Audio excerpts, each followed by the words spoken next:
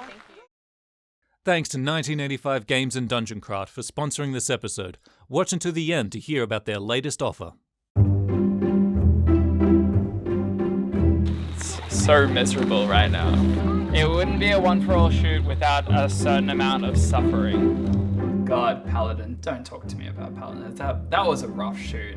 I think that was one of the hardest shoots that we've ever done as Deerstalker. Like, for one, it's a night shoot. They're always difficult. Two, we were in the middle of nowhere with no reception. And three, it was raining intermittently, so continuity is a nightmare. Night shoots are really difficult at the best of times, but when the weather turns on you, it just makes everything so much more difficult.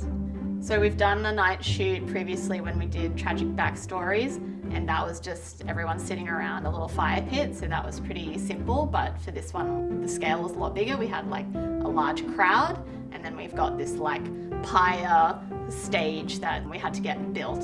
What it ended up being was we got up at, I think, about 8 o'clock and went to a hardware store, and I'm standing there on a bit of cardboard sketching out exactly what we need. We got to the place after taking a couple of wrong turns. We got there late, and then we ended up building what I like to think was quite a good pyre, and then getting changed into costume and acting for the next probably 6 to 8 hours on top of that. Nixie! You stand before us accused of witchcraft, heresy, lootering. Shit. Ah! Let's do that again. In Paladin, we had a guest character come in, which was Suzan playing our lovely Paladin. And it was really fun to add that character into the mix because Paladins are traditionally lawful good and our party is not at all. You're saying that my punishment is that I get to burn for eternity in hellfire?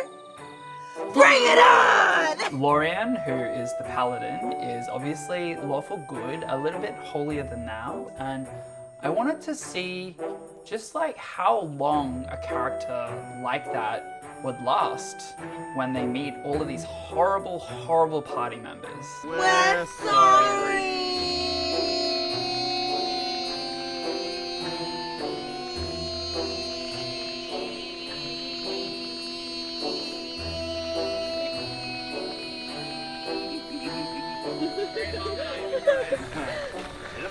Yeah, Kendall walks in.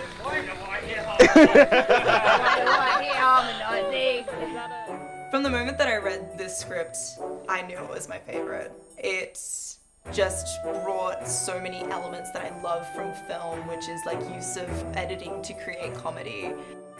Recently, I think we've seen the party kind of working together for a change, and I think this episode, it was really refreshing to see all of that progress just thrown away just for the chance to get in the good books with this Paladin. Funny coincidence, my alignment's lawful good too. Wow, that's so weird, guys. What are the odds? I'm lawful good too.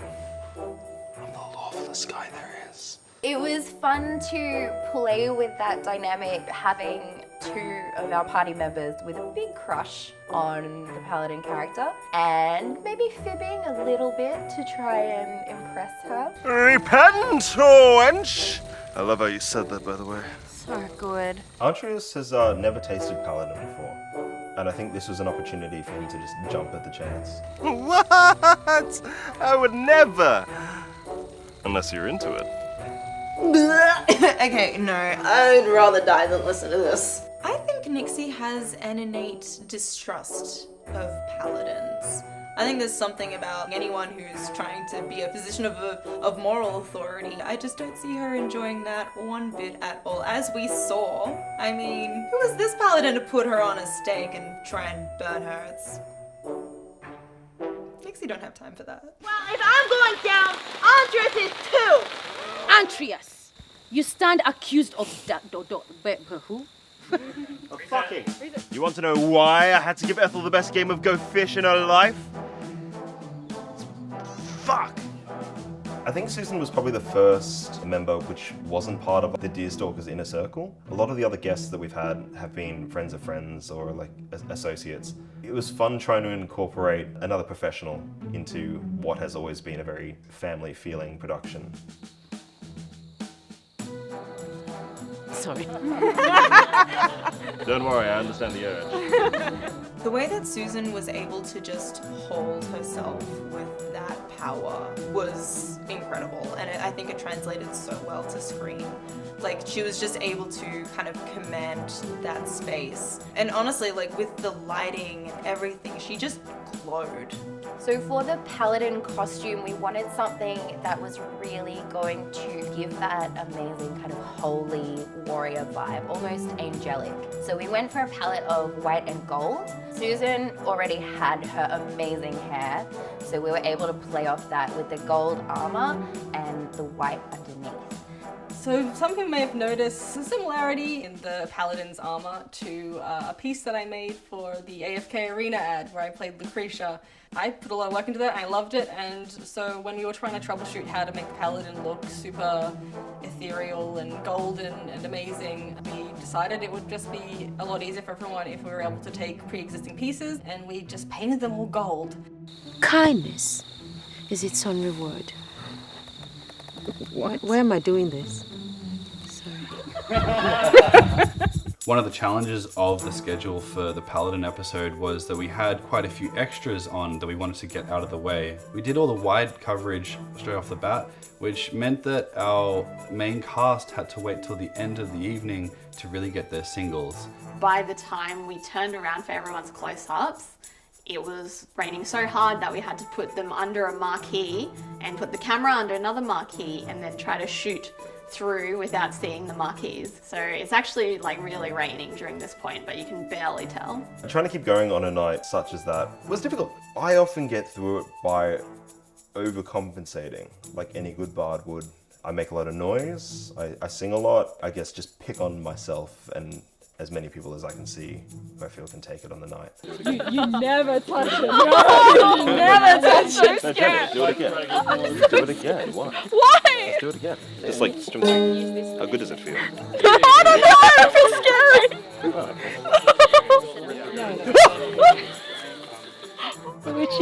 It's me wife. I have a little baby called Thomas. At least I think he's mine. I'm just inside this. In this episode, I'm playing Cedric the Dwarf, a carpenter who's unfortunately found himself in the path of the adventuring party. But you were the best I've ever had. Our wonderful wife dwarf came presenting with some beautiful prosthetics for me that she'd gotten from Weta Workshop. So the dwarf nose and the ears are both actual official Weta dwarf prosthetics, which was amazing. I made the wig ahead of time. We just decided to give him this brilliant orange hair because why not? It's my second time playing a shorter character. I played Ramsey in the Warlock episode. In that one, I was a halfling. Both involve having to be on your knees a lot of the time to make the character convincing in a wide shot. The great thing for me about this shoot is it's probably the only time in this season where I've finished before everyone else. This was one where all my takes were done early and I was confused. They were just like, that's a wrap on Kendall. I'm like, but we're like halfway through the shoot. And I was like, what do I do? We ended up rolling till about 4:30 in the morning. Most of us didn't end up getting to sleep till about 6:30, 7 in the morning. It's odd because it was such a long and late shoot, but I honestly think that I was on such an adrenaline high throughout the majority of it that it just kind of swooshed past for me. And then, I mean, getting to that last part where we were filming on the pyre, like I feel like I just got into a place where I was just like, no, just keep the cameras rolling. I will give you the performance, just keep them rolling, let's not stop, because if we stop, it'll take way too long to get back into it, just gotta keep going. This was probably one of the most challenging shoots of Deerstalker, but I think looking back at it, you can't even tell. There's some shots where it's raining, but it's like you don't even notice it because you're just so invested in the story and in the characters. Even though we went really far over time, I think everybody really banded together towards the end of the night and did a great job. Thanks for watching the BTS of Paladin. Make sure to like and subscribe to Deerstalker. Ethel, how could you? Ethel! Come back to bed, Ethel. Hey, what's this? Looks tasty. Lumi, no! Oh no, someone broke it. Not me. I spent all day working on that and you just ruined it. If only I'd known about today's sponsor. Dungeon Craft includes over 1,000 reversible map pieces covering a wide range of high fantasy environments, like dungeons, castles, and towns. These tiles are portable and durable with water-resistant coating and dry-wet erase marker compatibility. They feature full-color art for highly immersive and adaptive adventure environments. Look, Patrick. This is the only house you'll be able to afford in this economy. Yeah, because I keep spending all my income on ham. Speaking of ham, it's past my dinner time. With Dungeon Craft, you can plan your encounters in advance or enjoy instant immersion on the fly for all those unpredictable parties, like mine. You're talking about Nixie, right? Yeah, you're right. I should probably just turn these over now. They're currently running a promotion where you get a free NPC booster pack for all orders of $100 or more. Check out the link in the description to get yours today. You must express contrition. You must apologize. Oh, is that it? I thought it was something painful. Fine, let's just all say we're... Go on. We're sorry. Lies. Them lies. That's awesome. Well done, Jenny.